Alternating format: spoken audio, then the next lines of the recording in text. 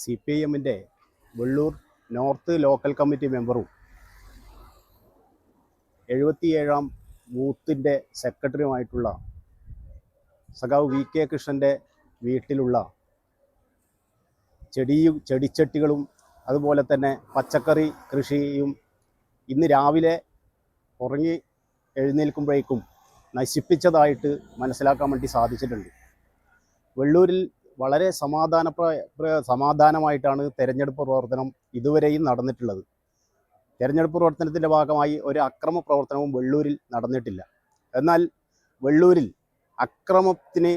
അക്രമ പ്രവർത്തനം നടക്കുന്നു എന്ന് വരുത്തി തീർത്ത് UDFൻ്റെ സ്ഥാനാർത്ഥി മറ്റ് പ്രദേശങ്ങളിലടക്കം ഈ പ്രചരണം കൊണ്ടുവന്ന് വെള്ളൂരിൽ വലിയ നിലയിലുള്ള അക്രമം സംഘടിപ്പിക്കുന്നു എന്നുള്ള നിലയിലേക്ക് വന്ന് വോട്ട് തട്ടാനുള്ള ശ്രമമാണ് നടത്തിക്കൊണ്ടിരിക്കുന്നത് എന്നുള്ളത് നമുക്ക് കാണാൻ വേണ്ടി സാധിക്കും.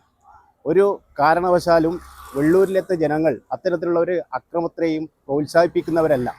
പക്ഷേ ഇത്തരത്തിൽ ബൂത്ത് സെക്രട്ടറി ഇപ്പോൾ കുറച്ച് ദിവസമായിട്ട് നല്ല നിലയിലുള്ള പ്രവർത്തനമാണ് അവിടെ നടത്തി വരുന്നത്. കഴിഞ്ഞ 2 ദിവസം മുമ്പെയാണ് വെള്ളൂരിൽ നാടകപ്പുരയിൽ ആ പ്രദേശത്തുള്ള കുടുംബശ്രീ പ്രവർത്തകരുടെ ഒരു യോഗം വിളിച്ചു ചേർക്കുകയും അതിൽ ഒരു 150ഓളം കുടുംബശ്രീ പ്രവർത്തകർ ആ യോഗത്തിൽ പങ്കെടുത്തിട്ടുണ്ട്.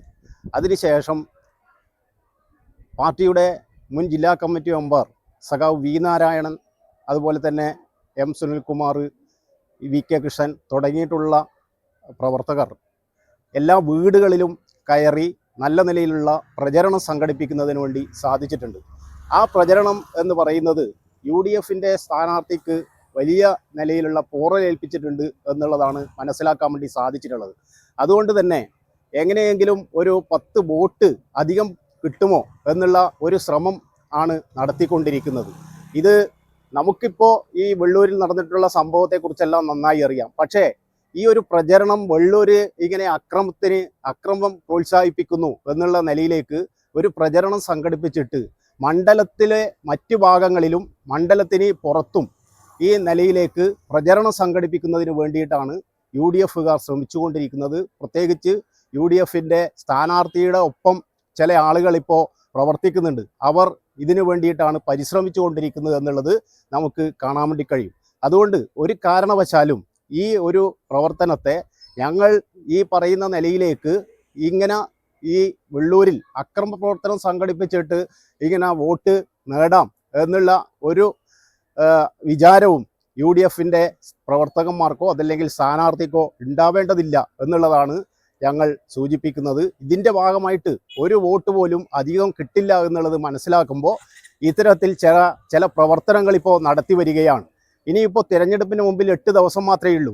ഈ 8 ദിവസത്തിനിടയിൽ ഇത്തരത്തിലുള്ള പല അക്രമ പ്രവർത്തനങ്ങളും എന്നുള്ള നിലയിലേക്ക് ഇനിയിപ്പോൾ എന്തെല്ലാം സംഘടിപ്പിക്കുമെന്നൊന്നും നമുക്ക് പറയാൻ വേണ്ടി കഴിയില്ല. ആ നിലയിലേക്ക് ഒരു മനോനില തെറ്റിയ നിലയിലേക്കാണ് UDFൻ്റെ സ്ഥാനാർത്ഥി ഇവിടെ പ്രവർത്തിച്ചു കൊണ്ടിരിക്കുന്നത് എന്നുള്ളത് നമുക്ക് കാണാൻ വേണ്ടി കഴിയും. അതുകൊണ്ട് ഇതിനെതിരായിട്ട് ജനങ്ങൾ നല്ല നിലയിൽ ജാഗ്രതയോടുകൂടി പ്രവർത്തിക്കണം. ഇതിൻ്റെ ഭാഗമായിട്ട് ഒരു തെറ്റായ നടപടിയിലേക്കും പാർട്ടിയുടെ പ്രവർത്തകന്മാർ പോകേണ്ടതില്ല എന്നുള്ളത് കൂടി സൂചിപ്പിക്കുകയാണ്.